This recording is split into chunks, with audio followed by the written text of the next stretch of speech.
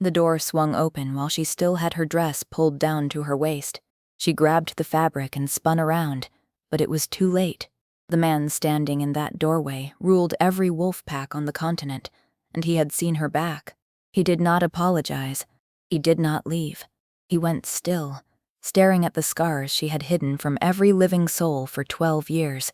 She had survived a massacre at 8 years old. She had survived 10 years of scrubbing floors in his house. Mira could survive being seen. What she could not survive was him recognizing the mark underneath those scars. That mark could get her killed before sunrise. So here is the question.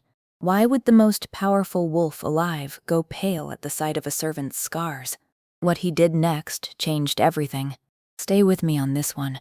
But to understand what he saw in that doorway, you need to go back 12 years, to the night the smoke came.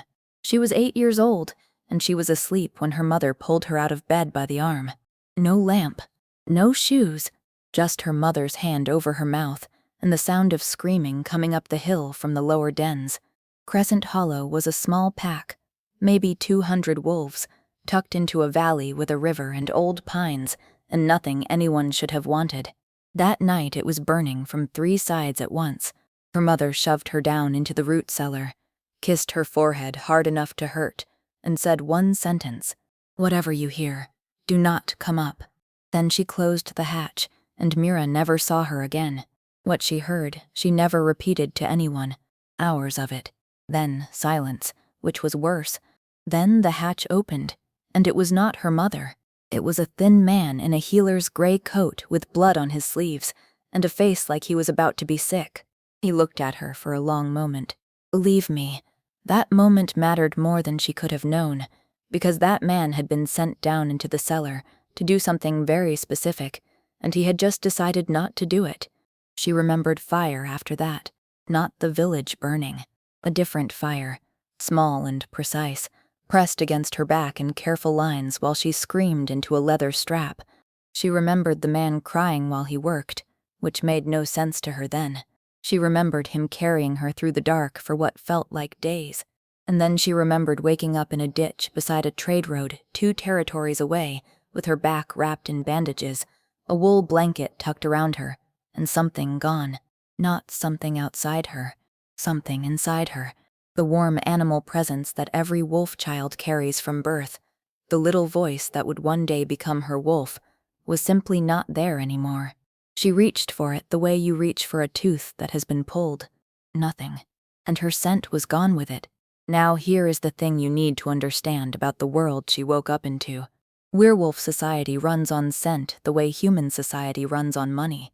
Your scent tells everyone your pack, your rank, your bloodline, your health, your intentions. A wolf with no scent is not just an outcast. A wolf with no scent is a thing. They have a word for it. Null. A null cannot bond, cannot shift, cannot hold rank, cannot testify in a pack court. Because how do you trust a creature you cannot read?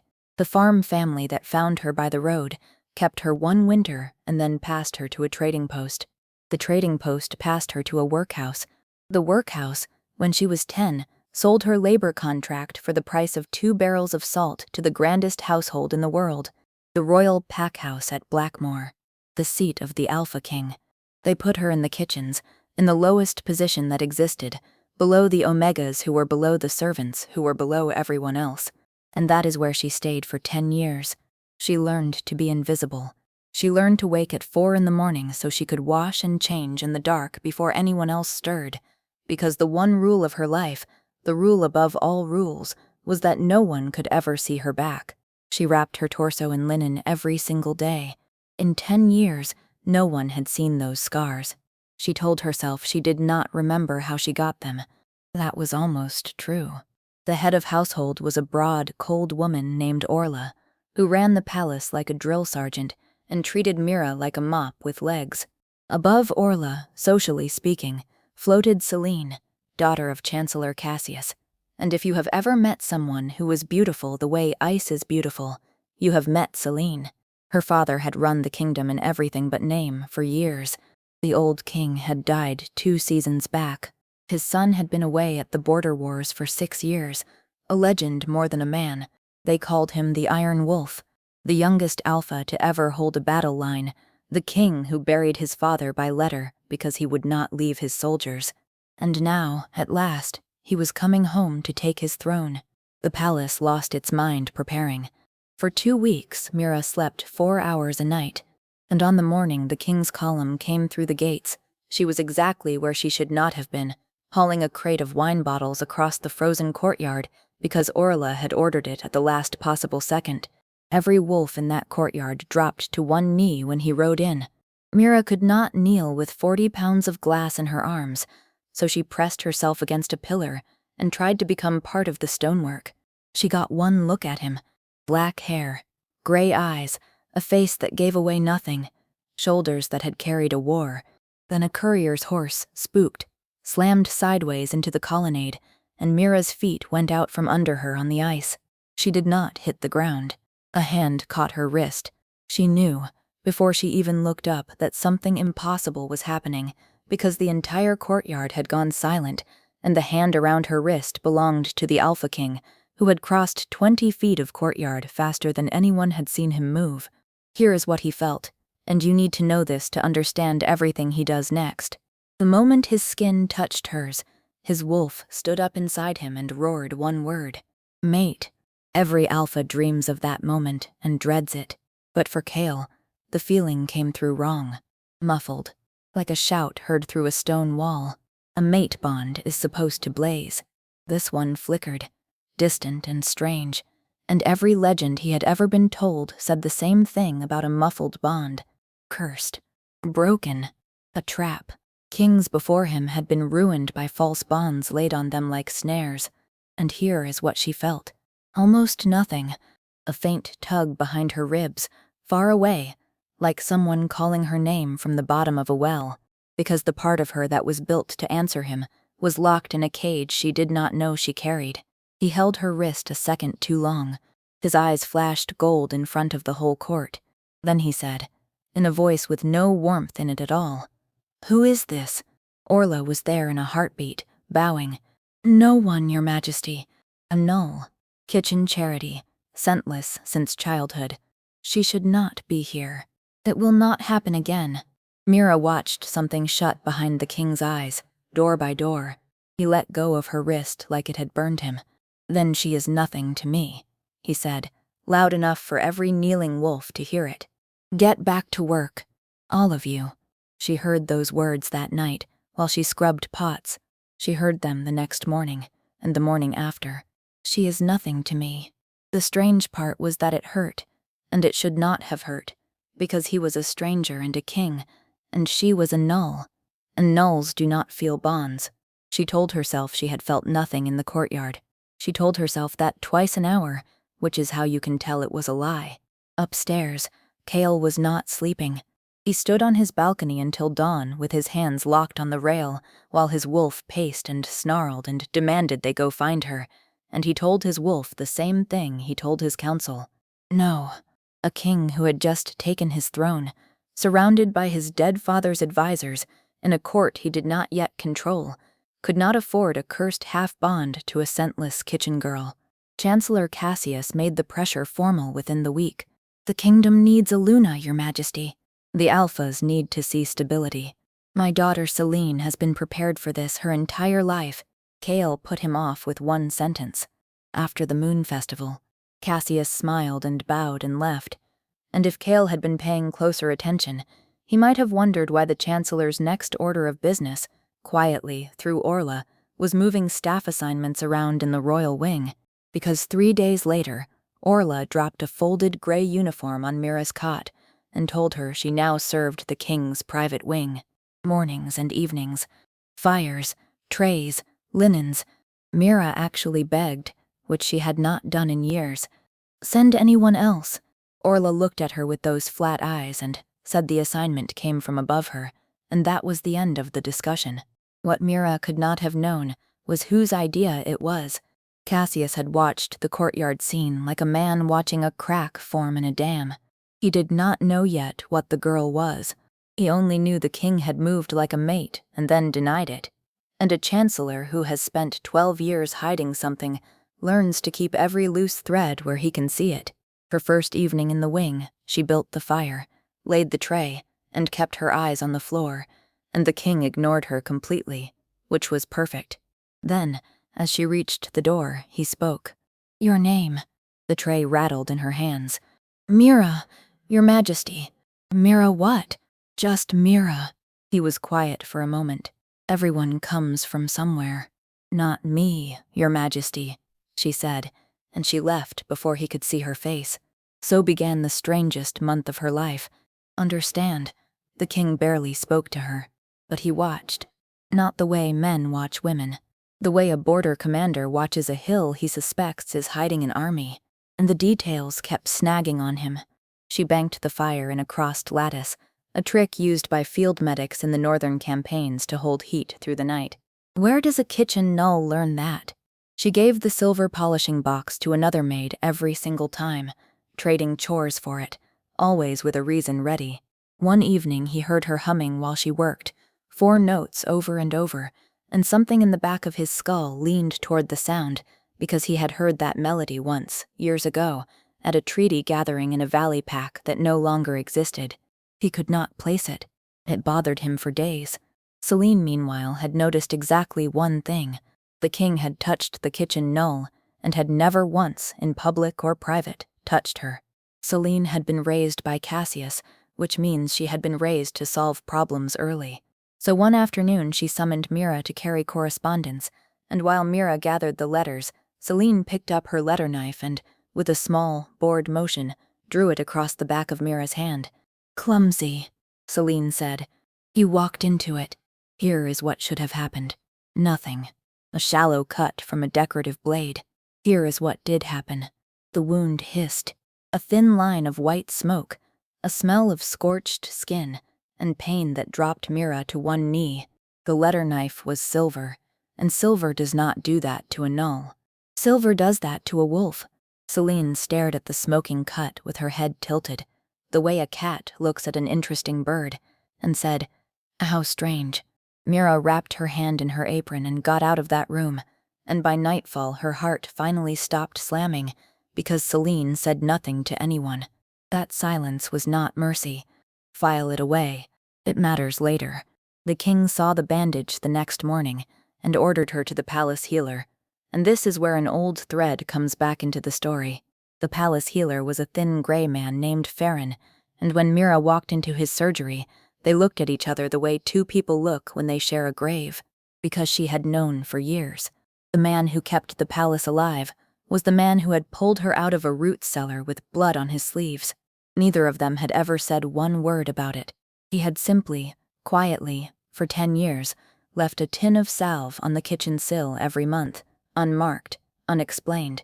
Now he unwrapped her hand, and his face did not change, but his fingers went cold. He knew silver scarring when he saw it. When the king asked later, Farron said, "Old scar tissue, Majesty. Nulls heal poorly." Nothing of note. That lie was an act of love, and it would cost him everything. Stay with me. The days that followed turned strange in a way Mira had no map for. The king left a book open on his desk, an old one, written in the valley script of the founding packs, a script no kitchen girl should be able to read. She was tidying, and her eyes caught on a line, and she was 3 pages deep when she felt him behind her in the doorway. She braced for punishment. Instead, he asked, "Where did you learn the old tongue?" She said she hadn't, that she was only looking at the pictures. There were no pictures. He knew it, and she knew he knew it. He looked at her for a long moment and then said, "Keep the book," and walked out. She kept it under her mattress like contraband, and read it by candle stub, and something that had been asleep in her for 12 years started turning over. He fought it. You should know that he genuinely fought it.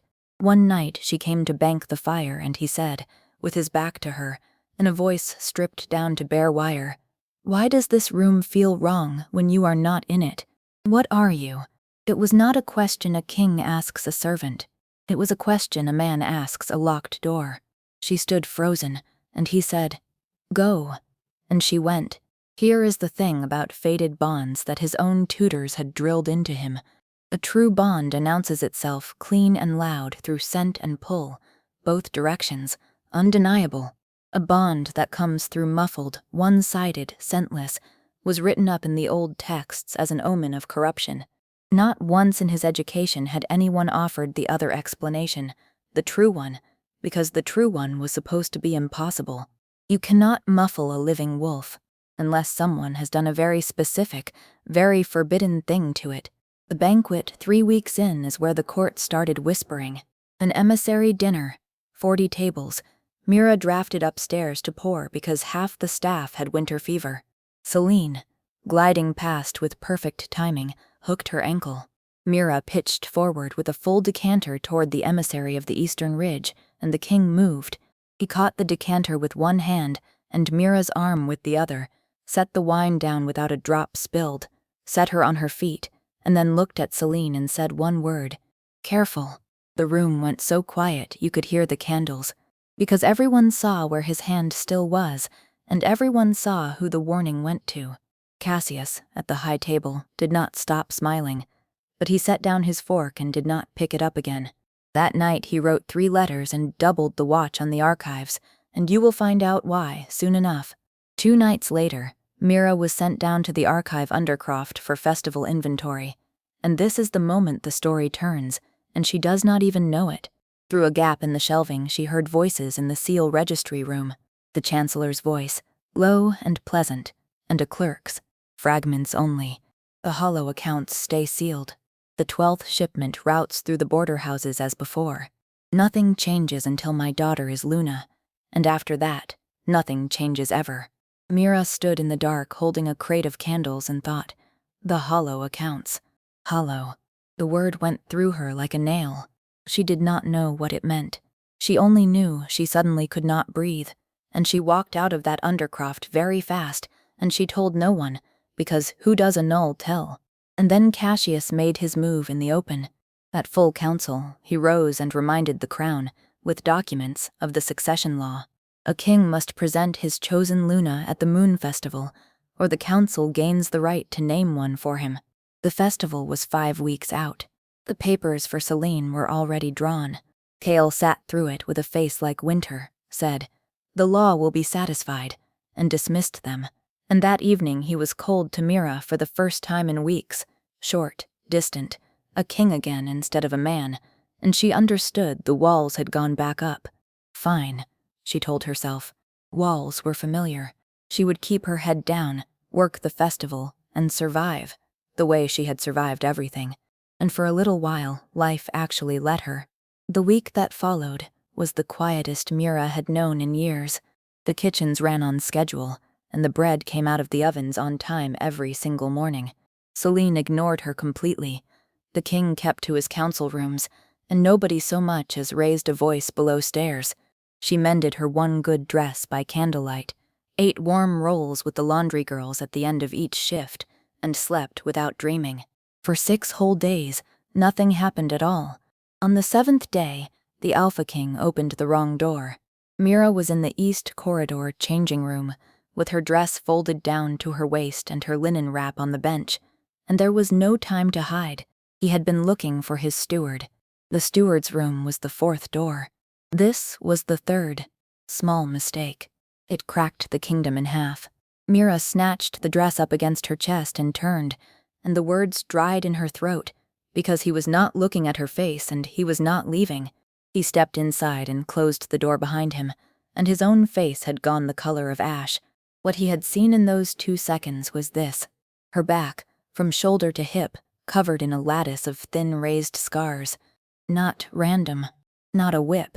A perfect grid, crossed at exact intervals, with small squared burn points at each crossing, laid out with the precision of an instrument. And underneath the lattice, half broken by scar lines but unmistakable, a birthmark the deep color of old wine, a crescent moon cradling a single star. "Who burned you?" he said. Not a question a stranger asks, a question with weight behind it. She pressed into the corner with the dress against her chest. "Your Majesty, please leave. That is a suppression brand." His voice was very quiet, and it shook, which frightened her more than shouting would have. "Crown silver," heated and laid in a warded grid. It is the only thing in existence that can cage a living wolf inside its own body. It cannot be bought. It cannot be improvised. It is applied only under royal warrant. There have been 4 warrants in the last 200 years. Every one of them is recorded in the seal registry downstairs, and not one of them was for a child. He took a breath. Show me the mark. It's a birthmark. It's nothing. Mira, show me. She didn't move, so he crossed the room, gently turned her by the shoulder, and looked at the crescent and the star for a long, long moment. And then the king of all the packs did something no one alive had ever seen. He stepped back, and he went down on one knee on the changing room floor. Crescent Hollow, he said. The Valley Pack. Alpha Derek's line carried that mark for 9 generations. The whole pack was destroyed by rogues 12 years ago. That is what I was taught. That is what is carved on the memorial stone. He looked up at her. But rogues do not carry crown silver, and rogues do not brand children with an instrument that 4 people in the world know how to use. You are hollow blood. You are Derek's daughter. He said it, and she felt the floor tilt, because a name came back to her across 12 years in her mother's voice, and it was not Mira. It was Amira. Mira was just what was left after the world sanded it down. And the reason I have felt half mad since the day I touched your wrist, he went on, still on one knee, is that my wolf found his mate behind a wall someone built inside you when you were 8 years old. Your wolf is not dead. Do you understand what I am telling you? Nulls are born empty. You are not empty. You are caged. She has been in there, alive, waiting, for 12 years. 12 years of being called a thing. 12 years of reaching for that pulled tooth and finding nothing, and the nothing was a lie. Mira slid down the wall to the floor and sobbed like the 8-year-old in the cellar, and the Alpha King of the continent sat down on the floorboards of a servant's changing room and stayed with her while she did. If you're still with me, hit that subscribe button, because what this man does next breaks 500 years of royal law, and you do not want to miss it. Now here is the thing, and this is where the story stops being about 2 people. When she could speak again, he laid it out, quietly, like a commander briefing a soldier, because he had been putting pieces together while she cried, and every piece was worse than the last. A suppression brand means a royal warrant. A royal warrant means someone used the crown itself to erase Crescent Hollow and dress it up as a rogue attack. And why would anyone burn a valley pack that had nothing anyone wanted? Except, he said, it did not have nothing. Hollow land had silver veins in it. The treaty of the founding packs was clear. If a pack's bloodline ended, its territory reverted to the crown. For 12 years, the crown had been collecting revenue off vacant hollow land, and Cale had seen the ledger name in the treasury reports his entire reign and thought nothing of it. The hollow accounts. The same words she had heard in the Undercroft, and when she told him that, told him whose voice had said them, he closed his eyes. Then it reaches the Chancellor, he said, which means it reaches everything. The Council, the Treasury, the Guard, possibly my father. He looked at her, and this is the sentence that changed the shape of the war they were now in. Yesterday my problem was that I loved someone the law would not let me crown. Tonight my problem is that the kingdom I inherited may be built on your family's graves, and the man who dug them has an army of clerks, half my council and my father's legacy to hide behind. This is no longer about you and me. If you are alive, the treaty says the silver is yours, and the moment he learns what you are, he cannot let you live. So we tell no one, not a soul. And I start digging. He dug. Give him this much. The man did not hesitate once he saw it. The next day he went down to the seal registry himself, casually, a king reviewing his archives, and found what he expected to find. The warrant ledger for the year of the massacre had a page cut out. Cut, not torn, with a blade against a straight edge, by someone with time and access. But whoever cut it had missed the second book, the dry mechanical log where the keeper of seals records each date the royal seal leaves its vault. And there it was, in faded clerk's ink, the royal seal, withdrawn for 2 days in the exact week Crescent Hollow burned. He checked those dates against his father's records, and his stomach dropped through the floor, because that was the week of the ambush, the famous rogue ambush that had left his father unconscious for a month. The king had not signed anything that week. The king could not hold a pen, but the regency had passed, by law, to the chancellor. Cassius had held the seal in his own 2 hands. Cale confronted Farron that same night, alone, in the surgery, and the old healer did not even try to lie. He had carried it too long. 12 years ago, he said, he was Cassius's man, sent along with the strike force to certify the deaths, and when they found the Alpha's daughter alive in a cellar, the order came back plainly. No hollow blood survives. Farron went down into that cellar to kill a child, and he could not do it. So he did the only other thing his skills allowed. He branded her, caged the wolf, erased the scent, made her unfindable and unreadable, carried her 2 territories away, and reported her dead. Years later, when he had risen to palace healer, he had quietly arranged which household bought a certain labor contract so that he could keep watch over the girl he had maimed and saved in the same hour. And one more thing, he said. He had kept his insurance. Before delivering the warrant back to the chancellor's office, he had made a true copy, sealed, witnessed by his own hand, hidden all these years. He would retrieve it. After the festival crowds gave him cover, he would retrieve it and put it in the king's hands. Cale told him to be careful. Farron smiled for the first time in the conversation and said, "Majesty, I have been careful for 12 years. He was found 4 days later at the bottom of the Undercroft stairs with his neck broken. An accident, the guard captain said. An old man, steep stairs, winter dark. Mira heard it from a laundry girl at breakfast and had to grip the table to stay upright, and she could not tell one living soul why. The man who had carried her out of the fire was gone, and so, they had to assume, was the copy of the warrant. Their only proof. Because make no mistake about what had happened. Orla reported to Cassius, had for years. Orla had mentioned the king's odd visit to the seal registry.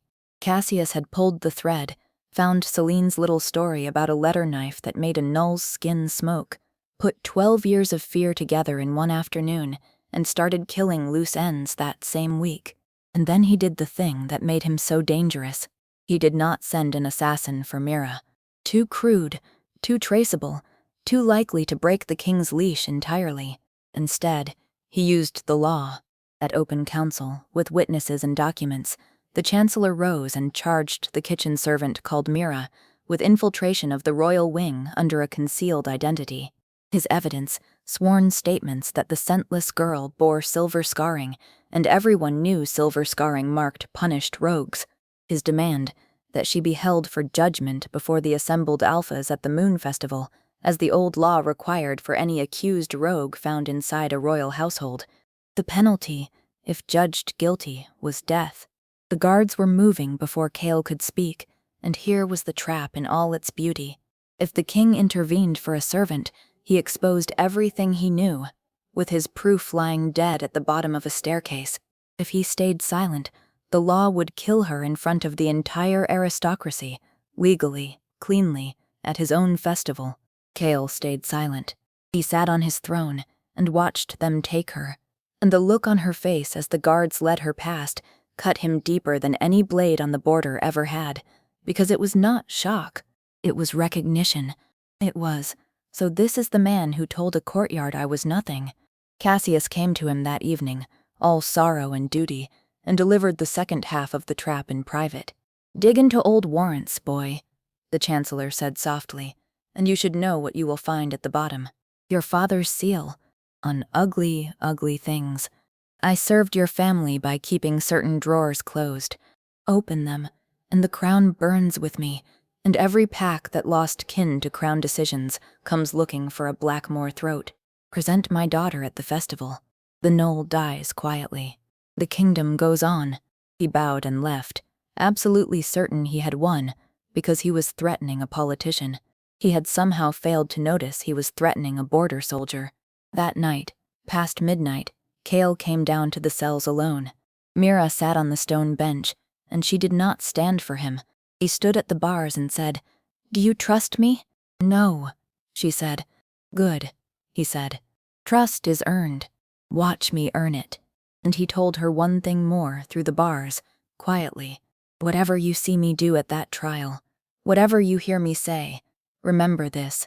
I have been fighting on borders my whole life.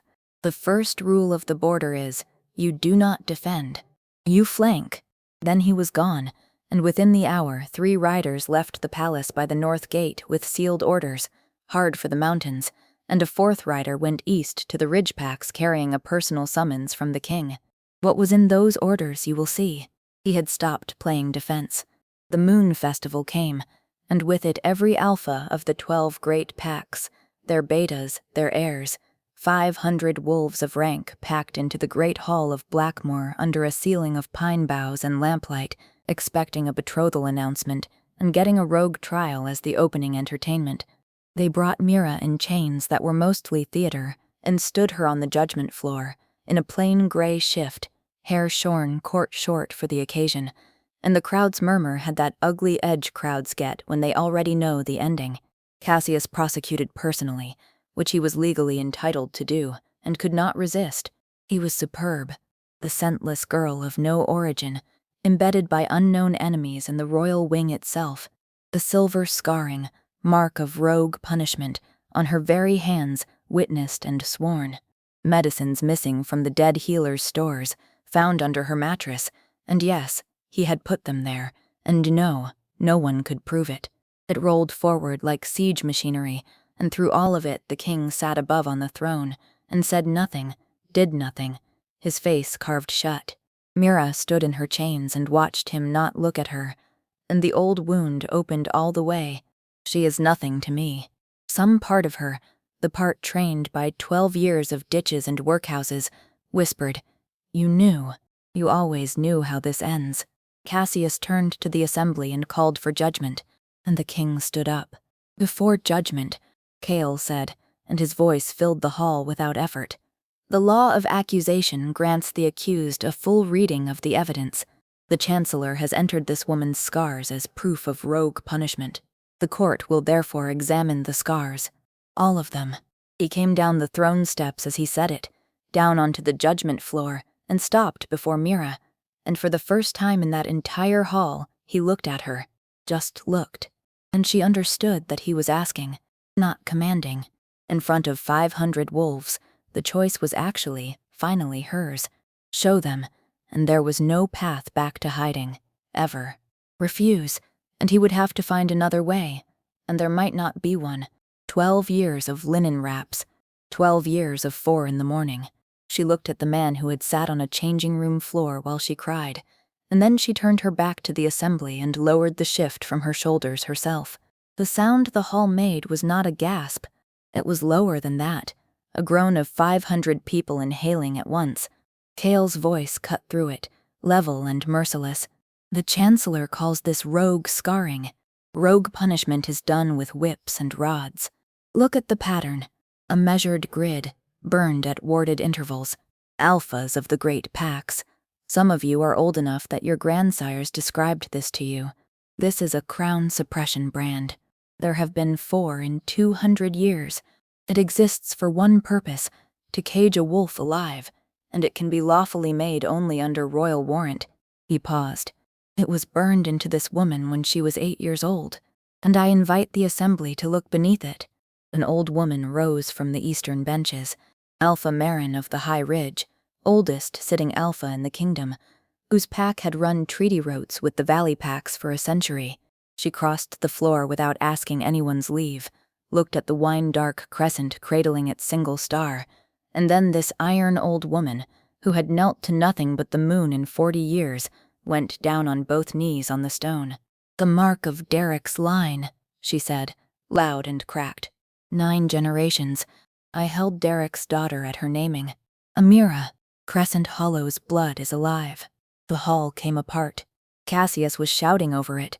Forgery, tattoo, conspiracy, and he was good enough that he was actually pulling some of the room back, because a mark and an old woman's memory against a chancellor's word is not proof of anything, and he knew it, and Cale knew it, and this was the moment the flank arrived, because Mira reached into the pocket of the gray shift and pulled out a battered tin of salve, the one item so worthless the cell guards had let her keep it.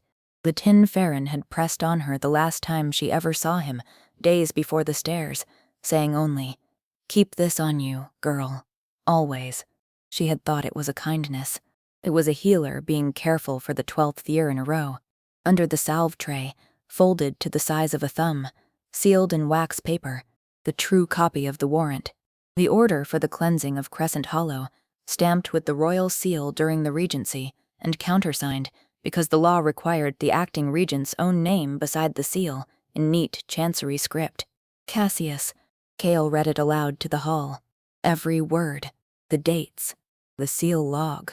The Regency record. And when Cassius, gray now but still fighting, cried forgery one last time, a new voice answered from the benches. Celine stood up. Celine, who had been quietly reading her father's face for weeks, ever since a letter knife made a servant's skin smoke, and her father, on hearing of it, had turned a color she had never seen. Celine, who had gone looking through his private study 3 nights ago, and found what 12 years of silver profit looks like on paper. She walked to the floor and laid the hollow accounts ledger beside the warrant and said, in a dead-level voice, "It is my father's hand. All of it." And then she looked at Cassius and said, "You were going to make me Luna on top of graves and never tell me," and walked back to her seat through absolute silence. They say every schemer breaks in the same place, the moment the plan dies and the animal takes over. Cassius broke all at once. He tore a blade from the nearest guard's belt, a festival blade, silver chased along the edge, and he went for Mira across the open floor, with the last 12 years howling out of him. No hollow blood survives. He never reached her. Cale hit him from the side, and the two of them went down and rolled apart, and just like that, under the oldest law there is, it was trial by claw, king and chancellor, in front of the assembled packs, and no wolf alive had the standing to stop it. Cassius shifted mid-rise, a huge gray-jowled wolf gone soft in the years behind desks, but heavy still, and vicious, and he did not fight clean. The silver-chased blade stayed in his human hand until the last second of the shift, and came up again in the scuffle, and he opened a line across the king's ribs that smoked, and the hall screamed, because now everyone had seen the chancellor bring silver to a claw trial, which forfeits honor, standing, and protection, all 3. Cale's black wolf was younger, faster, and border-forged, and even bleeding he was breaking the older wolf down turn by turn. But Cassius had one move left, and it was the same move it had always been. Kill the bloodline. He feinted at the king and then whipped away toward the judgment floor, toward Mira, blade low, and he was fast enough. That is the truth. He was going to reach her, and her wolf, 12 years caged, watching through the bars of a broken grid, decided she had waited long enough. Here is what the assembly saw. The blade came down, and the chained girl moved like nothing scarred moves, caught the chancellor's wrist out of the air, and held it, one hand, against the full weight of an alpha wolf, while her eyes flooded gold, and every lamp in the hall seemed to lean toward her, and out of her small human throat came a sound no Null has ever made, a low, rolling growl, with a second voice underneath it, and every wolf in that room felt the size of what had just woken up. The suppression grid had been cut, you see. Cassius's own blade, in the scuffle at the start, had sliced across her back, through 3 of the warded lines, and a cage is only a cage while the pattern holds. He stared into her burning eyes, this man who had spent 12 years making sure she did not exist, and she said, quietly, with 2 voices, "You missed." Cale's wolf took him from behind a heartbeat later, and it was over. The chancellor pinned to the stone, wolf form collapsing back into a bleeding old man under the king's claws.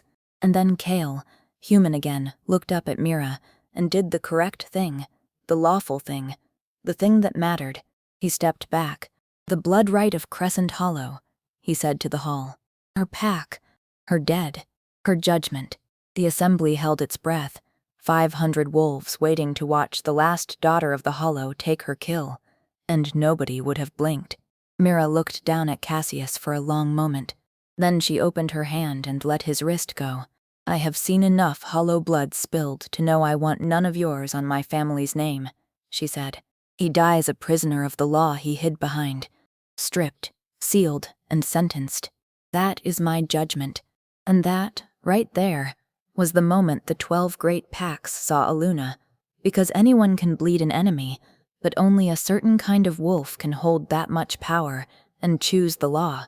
Alpha Marin knelt again, then the eastern benches, then, in a long ragged wave, the hall, which left one thing undone, and he did not wait, and he did not take her somewhere private, because the wound he had dealt her had been public, and border soldiers pay their debts in the coin they were incurred in.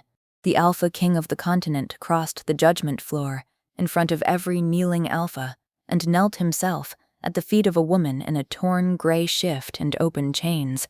12 years ago my house burned yours and called it rogues, he said, loud enough for the rafters. 2 months ago, in a courtyard, I was told you were nothing, and I repeated it, because I was a coward in front of a bond I did not understand. I retract it before the packs. You were never nothing. You were the whole of it. And then the old words, the formal ones, that no king had spoken from his knees in living memory. I rejected what the moon gave me. I ask now, without crown, without command, Amira of Crescent Hollow, will you have me? The hall was so quiet she could hear the pine boughs settle. She looked down at him, and she took her time. And believe me, he deserved every second of that pause. My lands restored, she said. My people searched for. Every ledger of the hollow accounts opened to the packs. He said yes to each one, plainly, like signing them. And you will wait, she said, for her. She has been locked away 12 years. She chooses too. He bowed his head and said, we have both of forever. And the wolf inside her, new woken, still weak, still furious, leaned toward the kneeling king the way a compass needle finds north. And Mira felt, for the first time in her life, the bond from her own side. Not muffled, not through a wall. The whole blazing width of it, his heartbeat arriving inside her chest like a second sunrise. And by the way his head snapped up, he felt her arrive too, and 500 witnesses watched the Alpha King's famous iron face break open like a boy's. She reached down and took his hand and said, then get up off my floor. That is how the daughter of Crescent Hollow accepted the king. Now, the aftermath, because a story like this earns its ending and I am not going to rob you of it. Cassius got exactly the sentence she spoke, stripped of rank and name. His wolf ritually sealed by the same warded craft he had ordered used on a child, and sent to labor out his years in the mines he had bled in secret, which the old Alphas agreed was the moon's own arithmetic. Orla went with him as far as the border courts and then into exile. And those 3 riders Kale had sent north before the trial came back in the spring, with the news that broke the kingdom's heart and mended it in the same hour. The hollow dead were dead, but the hollow missing were not all dead. In the deep galleries of the silver workings they found 31 wolves, scent-stripped, unrecorded, laboring under false rogue sentences, and 11 of them had been born in a valley with a river and old pines. Mira was there when they came up into the light. A bent gray woman stopped in front of her, stared, and then sang 4 notes, the same 4 notes, and said, Little Amira, you used to fall asleep before the second verse. That was Sela, who had rocked her as a baby, and if you want to know what Mira did, she fell apart in front of everyone and did not care at all, because she had spent 12 years being careful, and she was done. Her wolf came back the way ice leaves a river, slowly, then all at once. The broken grid meant broken chains, but 12 years is 12 years, and it was near summer before the first shift finally took her, on hollow ground, under a full moon, with the black wolf of the king waiting at the tree line, because he had promised to let her come to it herself. What stepped out of her that night was a pale gray wolf, with wine-dark markings across her back where the scars ran, because the scars came with her. They were hers. She had earned them. The 2 wolves ran the valley until sunrise. The packlands were rebuilt through that year, timber and stone, and returning survivors and volunteers from 6 packs, and Celine, of all people, asked for the hardest job in the kingdom, running the restitution accounts, paying back 12 years of stolen silver line by line, and she did it so ruthlessly and so honestly that hollow folk, who had every reason to hate her name, started calling her the Iron Clerk, and she took it as the compliment it was. They crowned their Luna in autumn, and Mira refused the great hall at Blackmoor. The coronation happened in the valley, on the rebuilt green above the river, where a memorial stone now told the truth. She took the crown under her full name, Amira of Crescent Hollow, Luna of the Pax, and told her friends to keep calling her Mira, because that name had carried her through the ditch and the workhouse and the kitchens, and you do not throw away a name that loyal. As for the king, he learned to say the hard things in daylight. He said them once more that day. In his vows, no coward left in him anywhere.